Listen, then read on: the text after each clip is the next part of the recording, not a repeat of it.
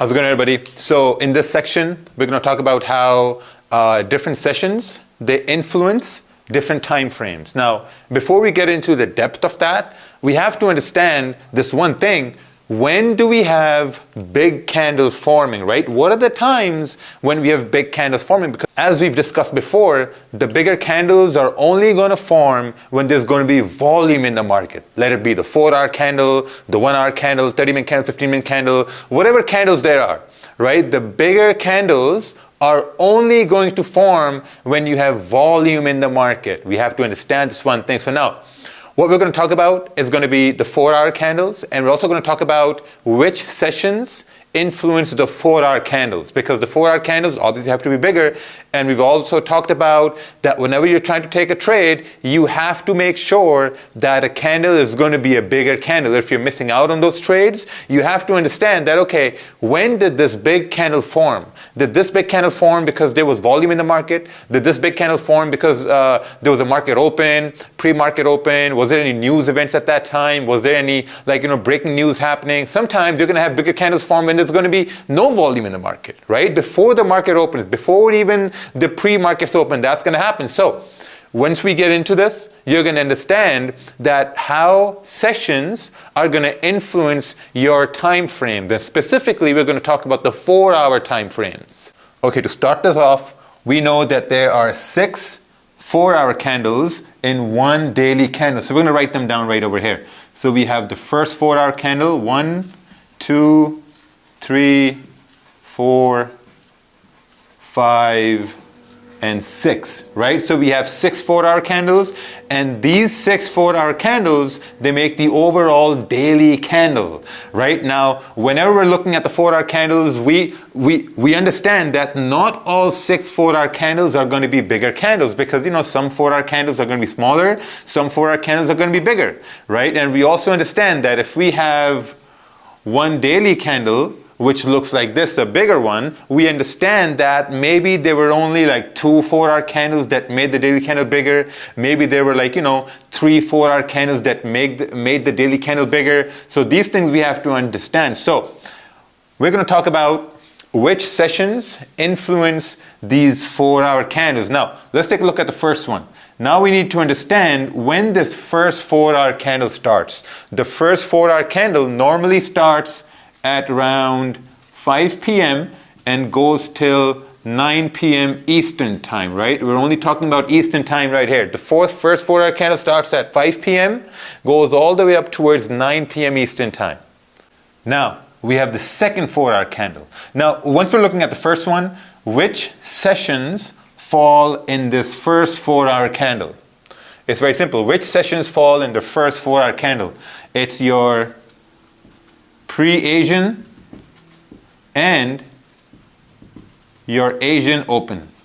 These are the 2 sessions that fall in the first 4-hour candle. Now, sometimes we do have the 4-hour candle, the first one, which is a bigger candle, right? That's when we can say, okay, what? Maybe in the Asian session, there was a lot of volume, and maybe that volume really pushed the 4-hour candle. Now, next 4-hour candle, it starts at 9 p.m., goes all the way up towards 1 a.m. Eastern.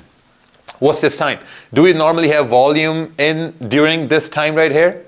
Do we have volume during this time? Probably not. We don't normally have volume at this time. So normally, most of the times when you take a look at your charts, you're going to understand that this 4-hour candle is mostly a small candle, right? A small candle because there's no volume at that time. The 1-hour time frames are consolidating. The 30-minute time frames are consolidating. That's why we always talk about that. Always make sure you're taking a trade when there's volume in the market, right? After this, we have the next 4-hour candle, and this 4-hour candle starts at 1 a.m., goes all the way up towards 5 a.m. Eastern. Now tell me which session falls in this 4-hour candle.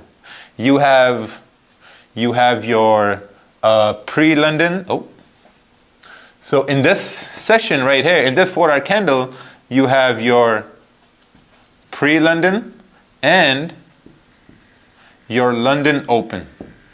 These are the two sessions that fall within this 4-hour candle. So normally when you're going to take a look at this 4-hour candle around this time, you're going to notice that this 4-hour candle is going to be a bigger candle. It's regardless the fact that maybe the 1-hour candle printed the 4-hour candle bigger, or one 30-minute candle made a 4-hour candle bigger, but the fact is that most of the time during this time right here, 1 a.m. and 5 a.m., you're going to see that the volume is going to be in this 4-hour candle. So the point is, when you're trying to make a trading plan, right? Whenever you're trying to make a trading plan, you have to choose that which time frame you're going to choose to trade. This is very, very, very important. The most important aspect. Next, we have from 5 a.m. We have 5 a.m. all the way into 9 a.m. Eastern. We have another 4-hour candle. Now you need to understand that which session falls within this 4-hour candle. And the answer is simple. You have your pre-New York and you have your New York Open. You have two sessions, high volume sessions, but also don't forget that these two 4-hour candles are the most volatile 4-hour candles. The most amount of volume that's in the market lies between these two 4-hour candles, and sometimes, like, there's a lot of volume in this 4-hour candle as well, so let's talk about that here first as well. So this 4-hour candle, we have 9 a.m. going all the way towards 1 p.m.